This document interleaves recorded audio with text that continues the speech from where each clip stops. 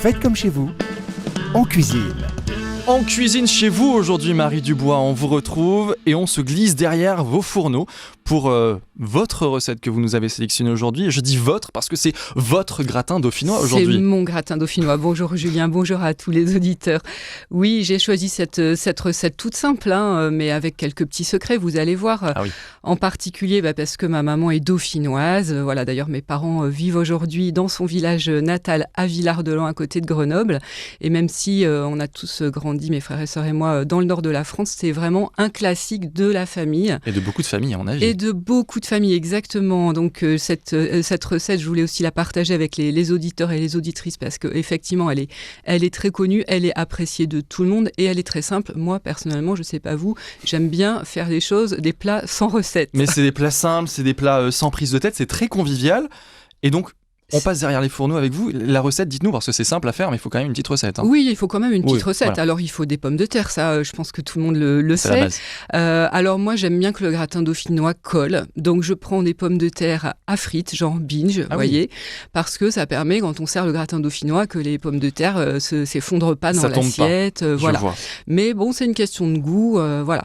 Donc, vous prenez vos 2 kilos de binge pour faire un bon grand plat, effectivement, de copains, de familles nombreuses. Nous, on est 7 enfants à la maison. Donc autant vous dire que voilà, un beau plat. Vous m'épluchez, vous me tranchez tout ça. Alors attention, il faut vraiment couper les pommes de terre en tranches très fines. C'est quand même, vous voyez, il y a des petites choses quand même, des petits conseils, je pense, qu'il faut avoir en tête et qui contribuent à la réussite du plat. Et puis on attaque la préparation de la fameuse crème. Alors Isabelle Delmas tout à l'heure me disait, alors crème, les crèmes. Mais oui, c'est une question que je me posais aussi. Alors oui, tout le monde se la pose. Alors, vous me prenez un gros pot de crème fraîche entière. Et attention, voilà, l'ingrédient magique. Vous allez me battre ça avec de l'eau. Vous mettez de l'eau, vous ? Voilà, je mets de l'eau. Alors, je vais pas vous mentir, Julien, il y a autant de recettes de gratin dauphinois que de dauphinois. Bon. Mais la recette de la famille, effectivement, c'est peut-être un peu hypocrite parce que c'est de la crème fraîche entière qu'on bat avec de l'eau. Bon, alors ça allège un petit peu. Mais c'est peut-être pour ça que vous mettez pas de lait. C'est probablement pour ça que je ne mets pas de lait, exactement. Donc, vous allez fouetter en fait votre pot de crème fraîche avec de l'eau jusqu'à avoir à peu près une consistance de crème fleurette. Alors, j'ai quand même vu qu'il y a des grands chefs qui utilisent cette même technique pour faire leur gratin dauphinois. Donc, vous me mettez... Ça vous rassure dans votre recette? Oui, mais j'étais assez convaincue même avant d'avoir cette information. Voilà, donc vous salez, on met bien du sel, du poivre. Alors, certaines personnes précuisent les pommes de terre avant. Oui. Non, alors nous, la recette familiale, elles vont justement cuire et confire dans cette préparation de crème. Mais si elles sont assez fines, pas forcément besoin de les précuire finalement. C'est pour ça aussi. Tout à fait. Et donc en cuisson ? Alors en cuisson, vous allez m'alterner tout ça, effectivement, les couches de crème de pommes de terre jusqu'à hauteur. Et puis ensuite, il y a aussi un petit secret de cuisson, c'est la durée de la cuisson. Donc il faut que le gratin cuise très longtemps. Ouais. Donc dans la famille, on cuit 1 heure à four très chaud, donc 240, 1 heure. Donc c'est vraiment... ça cuit à fond, quoi. Bah oui. Vous mettez un papier d'alu sur le dessus parce que sinon ça va bien carboniser sur le dessus. Voilà. Et ensuite, on baisse le four à 150 et c'est reparti pour 1 heure de plus ou même plus. Ah oui, c'est le plat de la patience.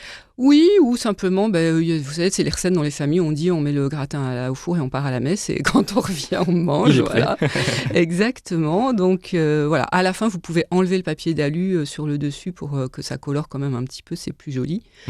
Voilà, moi j'aime bien le préparer effectivement juste avant de passer à table, mais je sais que beaucoup d'auditeurs vont me poser la question, est-ce qu'on peut le réchauffer ? Oui, bien sûr, on peut le réchauffer à feu doux, enfin à four doux, et là, bon, allez, ok, exceptionnellement, j'admets un peu de lait pour pas que ça se dessèche c'est là qu'il arrive le lait. Au moment où on réchauffe. Et c'est un plat qui tient quand même bien dans l'estomac, c'est un plat que vous mangez quand ? Alors, un plat d'hiver, j'ai envie de dire peut-être plutôt non ? En fait, pas tant que ça se mange toute l'année le gratin dauphinois. Vous faites ça avec une bonne grillade l'été aussi, avec des brochettes. Non, il n'y a pas de saison pour le gratin dauphinois. Il n'y a pas de saison pour les gratins. Et dans le Nord, il ne fait pas toujours très beau, comme vous savez, donc on en mange toute l'année. Mais je ne me prononcerai pas sur ça. Merci beaucoup. Merci beaucoup, Marie Dubois. Merci à vous. Merci pour ce partage de recettes et bon appétit. Une recette qu'on ne manquera pas d'essayer peut-être ce soir, ce week-end en famille. On le disait, je vous rappelle que toutes nos recettes sont à retrouver en réécoute sur le podcast de cette émission sur rcf.fr et sur notre page YouTube. Oui, vous avez été filmé, ça va, pas trop stresser, ça allait.